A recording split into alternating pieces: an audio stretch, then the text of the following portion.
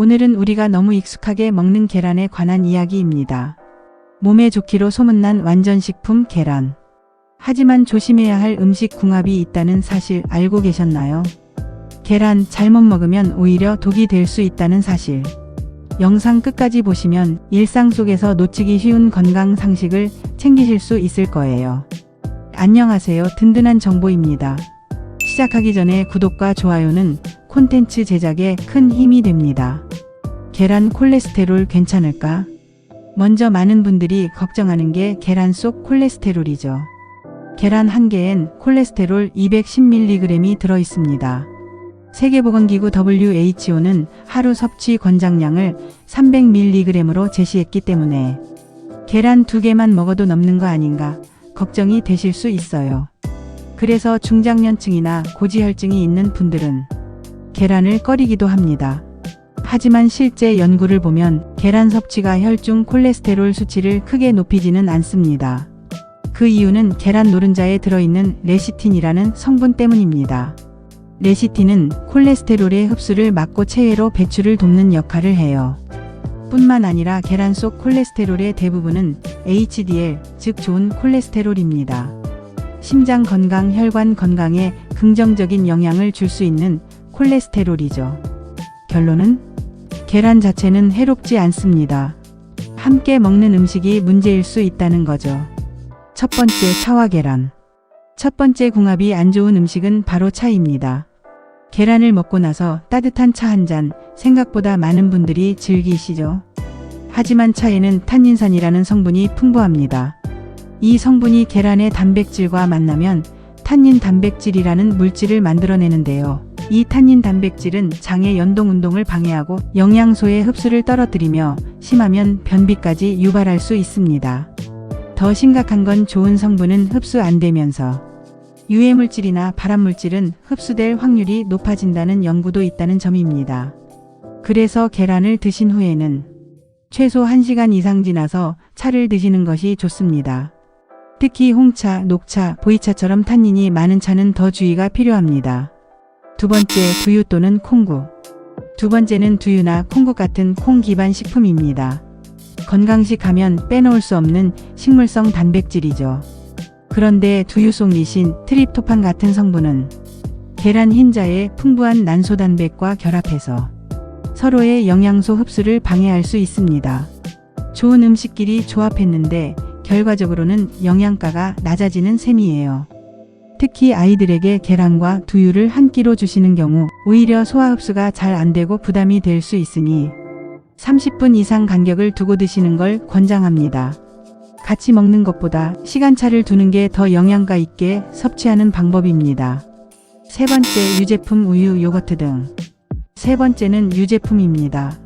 계란도 단백질, 우유나 요거트, 치즈도 단백질입니다. 근육량 늘리기 위해 두 가지를 같이 드시는 분들 많으실 겁니다. 하지만 두 가지를 한꺼번에 먹으면 단백질이 과다하게 들어가면서 소화가 더뎌질 수 있어요. 특히 유당불내증이 있는 분들은 복통이나 설사를 유발할 수 있습니다. 그런데 여기서 중요한 용어 하나, 유당불내증에 대해 간단히 짚고 넘어가겠습니다. 혹시 우유만 마시면 속이 더부룩하거나 설사하신 적 있으신가요? 그렇다면 유당불내증일 수 있습니다. 그런데 유당불내증은 알레르기와는 다릅니다. 우유 알레르기는 면역 반응이지만 유당불내증은 소화효소 부족에서 비롯된 소화장애입니다. 쉽게 말해 우유 알레르기는 드시자마자 가려움, 발진, 호흡곤란 같은 급성 반응이 나타나는 것이고 유당불내증은 시간이 지나서 복통이나 설사가 생기는 겁니다. 둘은 전혀 다른 문제예요. 또 하나, 많은 분들이 나는 어릴 땐 멀쩡했는데 나이 들면서 우유가 안 받는다고 하시죠. 맞습니다. 나이가 들수록 락타아제 효소는 자연스럽게 줄어듭니다. 그래서 중장년층에서 유당불내증이 더 많이 발생하는 거예요. 유당불내증은 우유에 들어있는 유당 젖당을 제대로 소화하지 못하는 증상입니다. 우리 몸에는 유당을 분해하는 락타아제라는 소화효소가 필요합니다.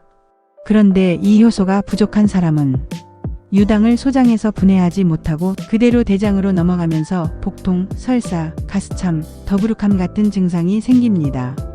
특히 아시아인에게 유당불내증은 매우 흔한데요. 한국인의 70% 이상이 어느 정도 증상을 가지고 있다고 알려져 있습니다. 이럴 땐 락토프리 우유나 요거트, 숙성 치즈처럼 유당이 거의 없는 유제품으로 바꿔보는 게 좋습니다. 하지만 꼭 우유가 아니어도 칼슘과 단백질을 섭취할 수 있는 방법은 많으니 우유만 고집하지 않으셔도 됩니다. 다시 본론 유제품 내용으로 이어가 보겠습니다. 다이어트나 단백질 보충 때문에 많이들 섞어 드시는데 같은 시간에 먹는 것보다는 아침 점심으로 나누어 드시는 게 더 좋습니다. 계란과 유제품은 한 끼에 몰아서 먹지 마세요.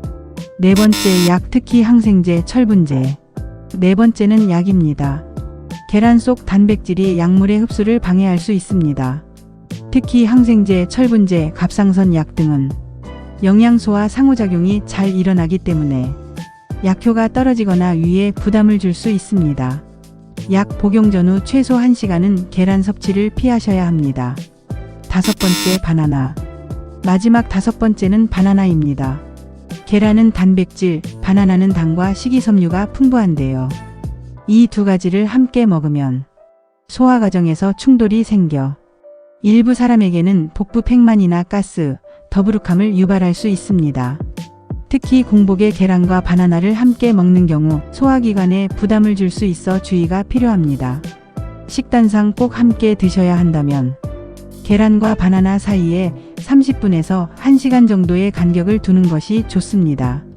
또는 바나나는 운동 전 에너지 보충용으로 따로 섭취하시는 것도 추천드립니다.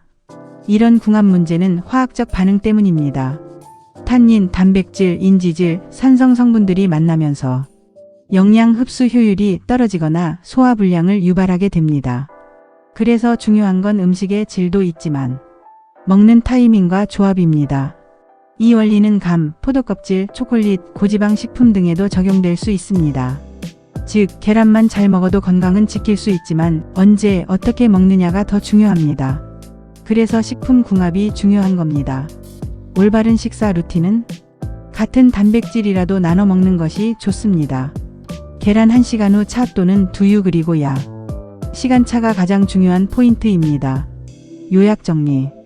오늘 내용 정리해 볼게요. 계란차, 탄닌 단백질로 소화 방해. 계란 두유, 단백질 간 충돌로 흡수 저해.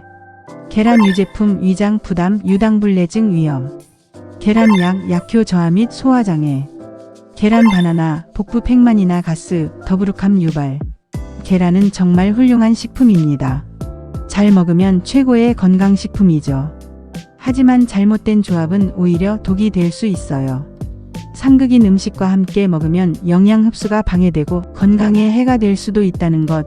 팩트는 같이 먹으면 안 되는 게 아니라 시간 간격을 두고 먹으라는 것 꼭 기억해 주세요.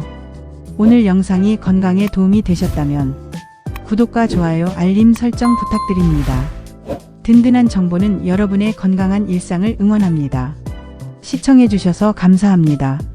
다음 영상에서 또 뵐게요.